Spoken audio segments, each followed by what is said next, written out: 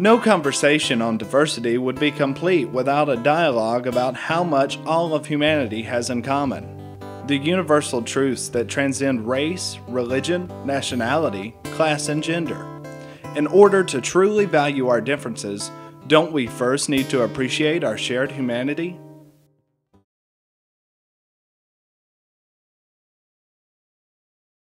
Most of us are just good at heart, so it doesn't really matter how we're different in other ways, from physically. So like in the inside, we're just the same actually.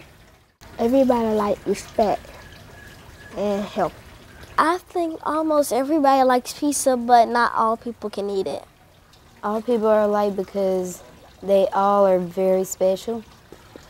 Having things their way most of the time. People usually see the same things that are evil as evil and the same things that are good as good. And you can usually justify something you see as evil or good based on those foundational concepts. I think everyone wants to be different, and that's what makes everyone the same.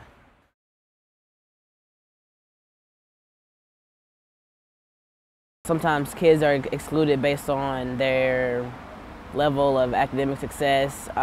You may see them sitting by themselves in the lunchroom, but what I can do personally is if I see that happening, I can just go over to them, maybe say, how's your day doing? How's your day going? And just encourage them because, I mean, in order to make the school a better place, you have to include everyone. Well, when I just came from China, I didn't know English, so I felt kind of left out. Luckily, there was another Chinese boy here who can translate for me, and I was pretty happy about that. When I see my friends left out, I invite them to draw.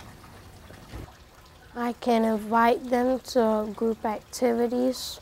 It doesn't matter what color you are. It doesn't matter where you're from.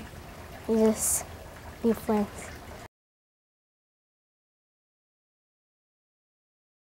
I think Birmingham does a pretty poor job with diversity, actually, just because it's such a segregated city and people are just isolated from one another, and it's difficult to broaden your horizons and get to know people that are different from yourself. If we all understand how other people think, that would solve a lot of the conflicts that we're facing. I think as a city, we should be more friendly, be more willing to talk to people we don't know. If you're not doing anything and someone else on the street isn't doing something, they're probably a good person. I mean, and if you don't have anything to do, you could use the social enrichment. Just having a more close-knit, I don't necessarily have to know this person to be friendly with them and connect with them in some way kind of attitude. Mostly to educate people, make sure that they're not so closed-minded, because I know a lot of people from my school that are just really closed-minded. And to help the poor people and to ensure that the community that it's more equal and everyone gets equal opportunities.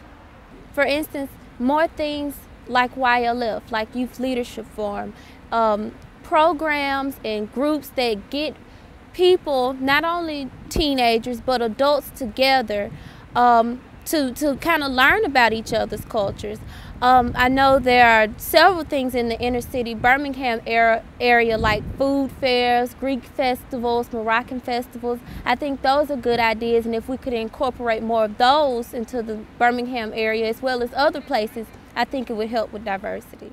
We have different panels with diverse people on the panel talking to, say, Leadership Birmingham or to other organizations to talk about how to improve relations among cultures and races in Birmingham, and how to work with suburbs, working with inner city schools, suburban schools, working with inner city schools to improve relations and to share resources, I think is a big deal. So we could kind of set goals as far as mixing it up a little bit with diversity, because I think we have it. I just think we need to be able to recognize it and share it. Valuing our diversity is the key to Birmingham's future. Great ideas can come from a simple discussion about all that we have in common, and about how our differences make us stronger. Where will you take this conversation?